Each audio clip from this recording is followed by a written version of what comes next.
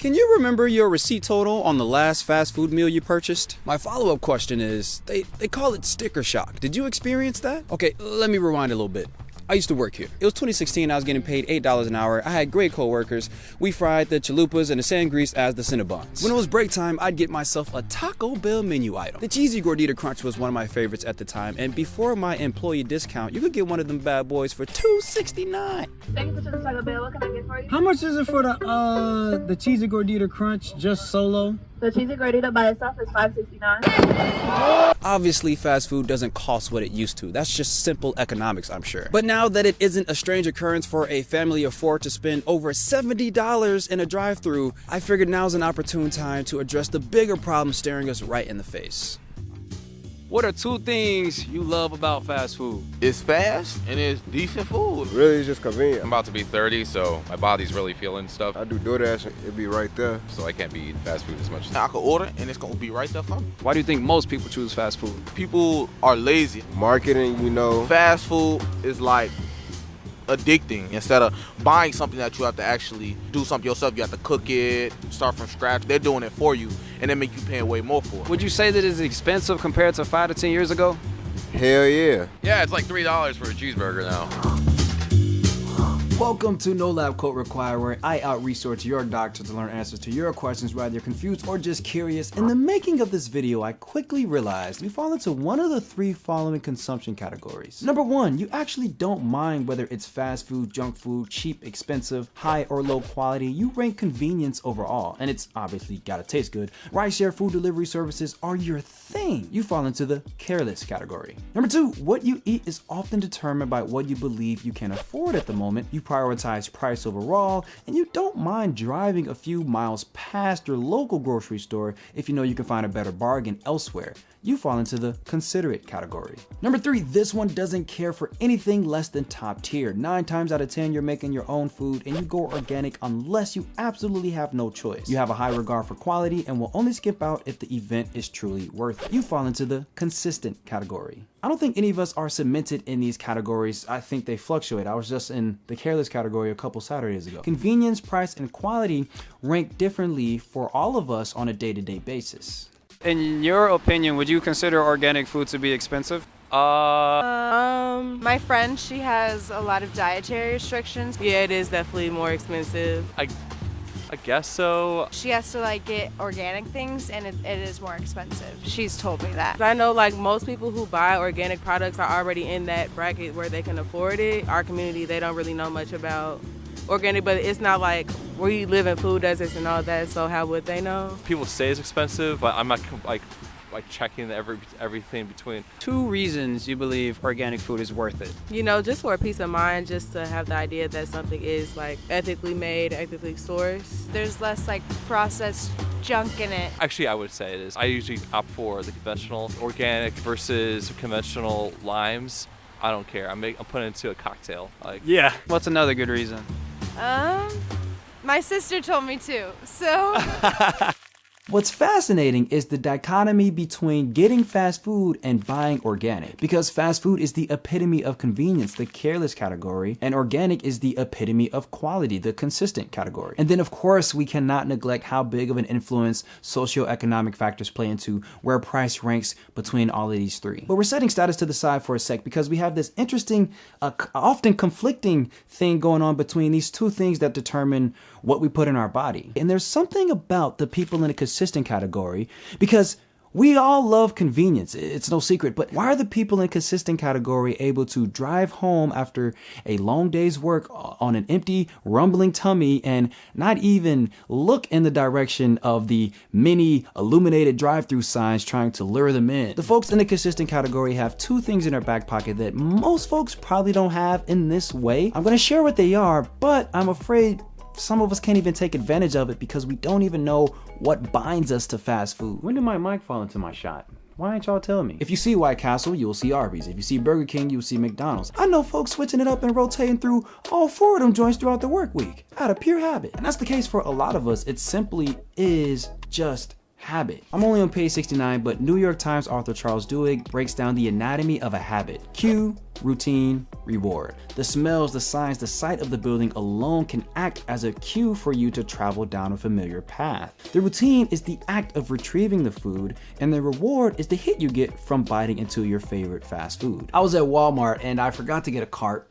I was juggling in my arms eggs, zucchini, peanut butter, broccoli, and 2 sticks of deodorant. I was walking around trying to see if I needed anything else, and I came past one of my favorite old childhood snacks, Sunbelt chocolate covered granola bars. Now, I don't know what it is about inflation, but I swear Walmart was not impacted. It was a pack of 15 of them boys for $3.94. So I'm sitting here in this aisle for at least 5 to 6 minutes, genuinely thinking about picking up these granola bars. But then I remembered, crap, I forgot bananas. There's no way I can carry these bananas and these granola bars, so I chose bananas over the granola bar. But I thought about it on my way checking out, like, if I was in a habit loop, there is no way I would have been saying no to that. I would have been juggling all of that at once. Like, I'm certain, I can tell you, none of us will be able to kind of white knuckle our way out of a fast food habit. It's gonna take some intentional focus and some strategy. But I can share with you the 2 things that are in the back pocket of the consistent category, folks, and I think it'll drive us. Exposure and education. We'll start with exposure. I remember being at the gym once and overhearing a lady's conversation. She was talking about how she wanted to lose weight and she was tired of eating chicken and broccoli. One of the biggest issues we have is that our creativity just has not been expanded yet. Let me break it down like this. I used to love playing a video game, Rocket League. It's soccer, but you're a car. It's silly, ridiculous, but it's super fun. I remember playing this game at my cousin's house and, you know, just chilling, game and doing my thing, and he stops me and he goes, "Wait, what was that?" And I'm like, "What?" And he's like, "That, what, are you flying?" And I'm like, "Oh yeah, you can fly in this game." And he's like, "You can fly?" And being exposed to that simple fact unlocked a new world of possibility. When we think of eating healthy, we think of chicken and broccoli because we just haven't had the exposure. You can fly. So how do we gain exposure? You kind of have to force it. The amount of value we can get from one nutrition book, they are great because they always come loaded with a bunch of recipes in the back. We could go to the grocery store, grab a vegetable we've never seen or touched and barely couldn't pronounce the name of and Google a recipe on it. Like, we don't even have to be creative ourselves anymore. I came across a pepperdew pepper 2 weeks ago, and that thing alone was one of the best foods I've ever had. I ain't never seen that in my local grocery store. What if we learned to cook with just one new ingredient a week?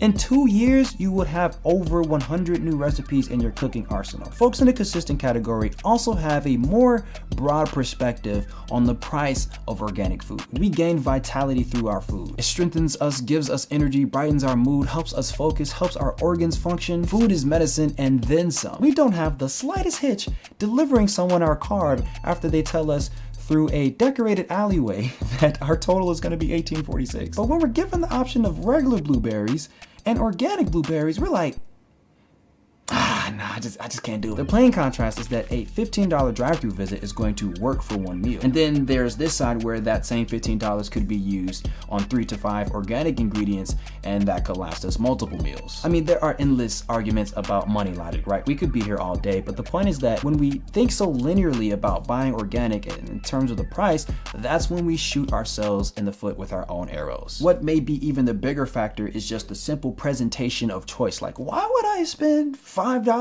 on organic honey when conventional honey is $3.19? Like, them bees is fine. Well, that brings us to the second thing that the folks in the consistent category have a leg up on: education. Okay, there is a spectrum of food quality, and it's based upon the principle of whole foods. It's simple enough. The more steps it takes for a food to exist, let alone to get to your plate, the lower on the quality spectrum it tends to be. Take Oreos, for example. I'm sure I could do a simple Google search to figure out how they are made, but I wanted to leave it up to our imagination. Like, try to imagine what takes place in order to get an Oreo to taste how it does, to get the perfect amount of white filling in between 2 perfectly circular pitch black cookies with an Oreo stamp on them. Like, don't get me wrong, they're an incredible invention. I can go for some right now, but nutritionally, they are empty. In fact, they likely undermine what we're trying to achieve. Now, take a strawberry, just pluck it from the earth and boom. But when we pluck it, crush it, zap it, smack it, flip it up and rub it down to make some kind of chemical-based strawberry flavoring to put in a fast food shake, that's when the strawberry is no longer working for us. The strawberry ranks high on the spectrum, but I can't quite put it at the top. It's great, it's nutritionally loaded, and it supports us. But you see this gap here? It's been written off and ignored for far too long. This gap represents the in-between of conventional and organic. I truly wish I could say that no one has tampered with this somewhat oddly shaped bell pepper before it got to me, but that's just not the case. Let's define organic. Soil quality, animal raising practices, pest and weed control, the use of additives. This is what makes all the difference. Organic producers rely on natural substances and physical, mechanical, or biologically based farming methods to the fullest extent possible. Organic systems seek to mirror nature. Conventional and organic is the difference between a C and an A+.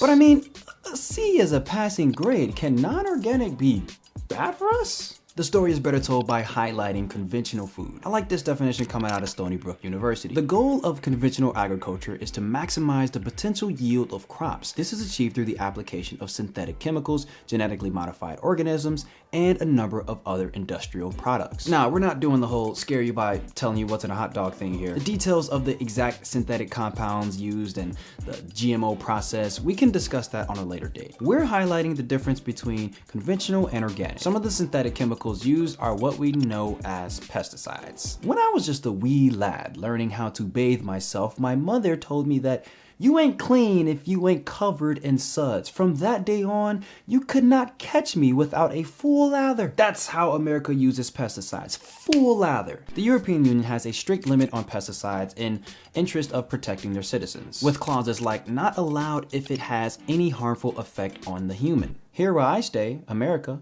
our pesticide guidelines state, as long as it will not generally cause unreasonable adverse effects on the environment. Of the pesticides used in America, 11 of them are banned in China, 17 are banned in Brazil, and 72 are banned in the EU. We start to comprehend the mind of the US on its use of pesticides. The concern for human health does not supersede crop yield. The other major difference between conventional and organic is the very nutritional density of the food itself. Organic producers do not handle their soil in the same way that conventional producers do. Intensive tillage, nitrogen fertilization, and synthetic pesticide applications may contribute to the decline of nutrient density through disrupting crop symbiosis with soil life. Again, we're not diving too far into the details here, but this is powerful stuff. We're talking about regenerative practices, and I can dedicate an entire video on this. This fact is the reason why I choose organic whenever I can. This study took 8 pairs of farms and split them via conventional farming methods and regenerative farming methods. They measured crops like cabbage, peas, soy, and corn, and they also took a look at some beef. On average, regenerative farming yielded 34% more vitamin K,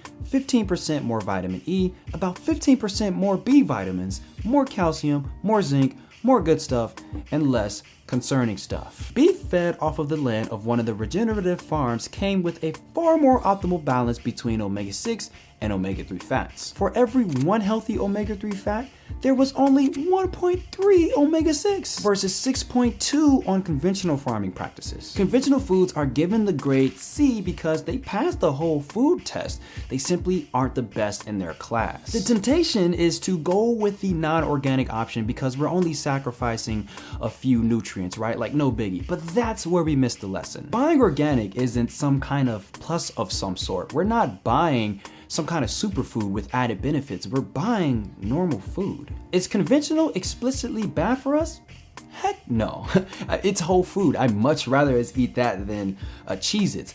We're not even trying anymore. Have you seen the Deli Witch? What in the world is this? I can't stand this commercial. This does not look good. Again, in lieu of socioeconomic status, just for this video particularly, I believe this is a fair conversation to have. As for my opinion, me Johnny, I've unlearned the idea that organic food is expensive. I've trained myself to think that everything else is just cheap. Join in on a healthy argument somewhere down below in the comments, and they're here. Go get you one. I'm gonna get about your way.